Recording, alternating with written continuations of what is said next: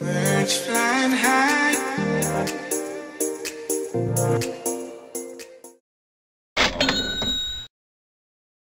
Hello everyone, welcome back to another video. In today's video, I'm going to talk a little bit about saving money while teaching with the EPIK program here in Korea. I'm about to go backpacking.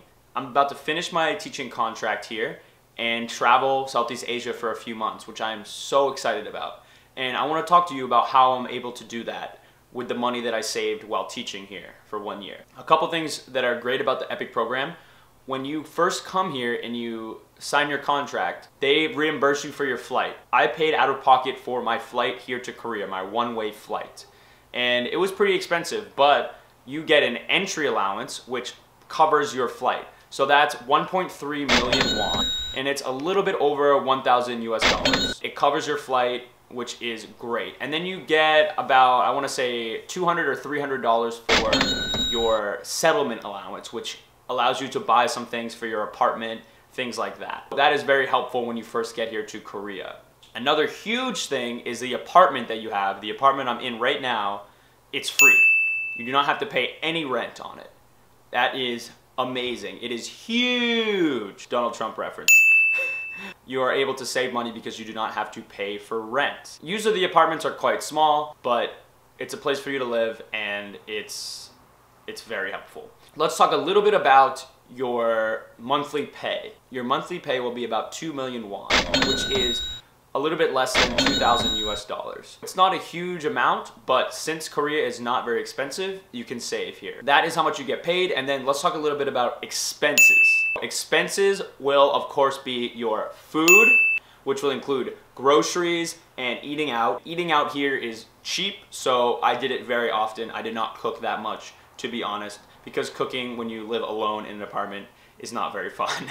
Food is number one. Number two will be your utility bills at your apartment, which is usually really cheap. For me, I had to pay electricity and for the gas. Typically, those added up together to be less than $30 most of the time. A couple times it was a little more expensive in the summer when I was using the AC a lot, and recently here in the winter when it's been very cold and I use the heat, and the gas bill goes up, of course.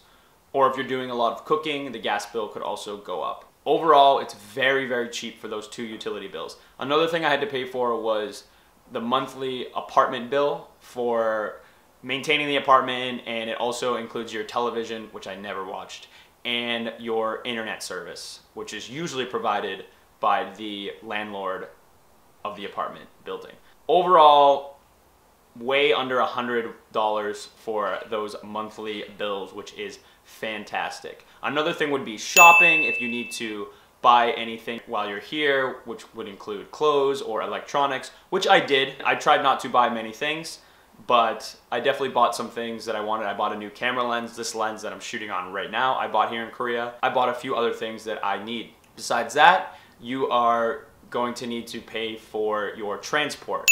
So, if you're lucky enough to be in one of the major cities here in Korea, then you will have the metro, which is usually the best way to get around. That usually will be, I don't know, $40 a month or so, depending. I use it all the time and it ended up being around $40 to $50 a month, and it's so convenient. You can link your debit card to the metro, so you tap it on and then you tap off when you arrive at your destination. It's very convenient. It just deducts it out of your bank account. So I love that here in Korea. Also, another expense would be traveling or entertainment. So things that you want to do for fun. I did a lot of traveling and hiking throughout Korea while I was here. And you know, you have to pay for things like that, staying in a hotel or hostel or something like that. If you are smart with your money, then you can really save a lot here. I am someone who's notoriously not very good with my money, but I really tried to step it up while I was over here. I use this app called CoinKeeper that was actually recommended to me by a guy by the name of Alex Stevenson, who also taught here in Korea, and he has a pretty large YouTube following now. I watched his videos before I came to Korea to learn about life in Korea as a teacher. It's free and it allows you to track your money into different categories and how you're spending it.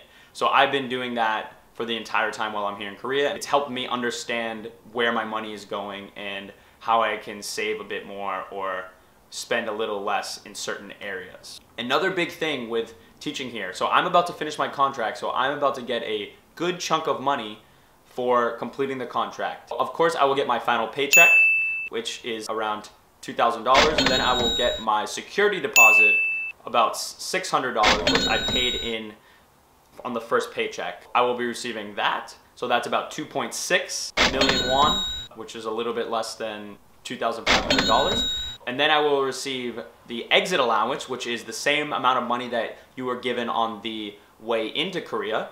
So that will be 1.3 million won, which is around 1,000 US dollars. Because I'm a US citizen, luckily I will receive my pension. Not every teacher gets the pension money.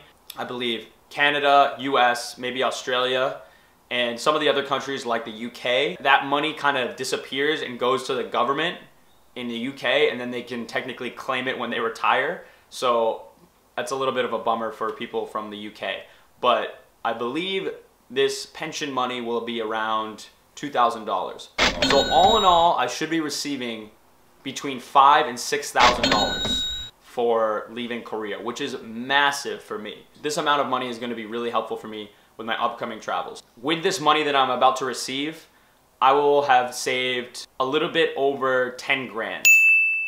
So in US dollars. To me, that's a success. That was my goal, to save between 10 and 12 grand, and I was able to do it, so I'm really proud of that. If I was even more budget inclined, I could have saved even more. If you're someone that's really good with budgeting, then you could really save a lot of money here in Korea. And it's something that will allow you to travel or, you know, do whatever you want with it. I want to say I was paying $300 a month for my student loan while living in Korea. So I was able to save that money while paying that. Coming to teach here in Korea, it's a big challenge, it's a new experience. You get to embrace a new culture while saving money for future travels. I really recommend this to anyone who really wants to get out of their comfort zone, really wants to do something new, and wants to learn about themselves, learn about a new culture, and really, you know, be able to save money for a pretty awesome lifestyle. So I'm about to live that lifestyle. Backpacking Southeast Asia is coming up next, and I am amped about it. I've been waiting for this the whole time while in Korea. I finished teaching the other day, and now I'm preparing for my backpacking trip. So I am so stoked about it, and I wanted to just share how it's possible to save money while teaching here in Korea. If anybody has any questions about teaching here in Korea, or anyone wants to teach over here themselves, then feel free to ask me about it. Drop a comment down below. Please like the video and maybe subscribe to my channel. I'll be updating you soon. Thanks for watching, everybody. Peace out.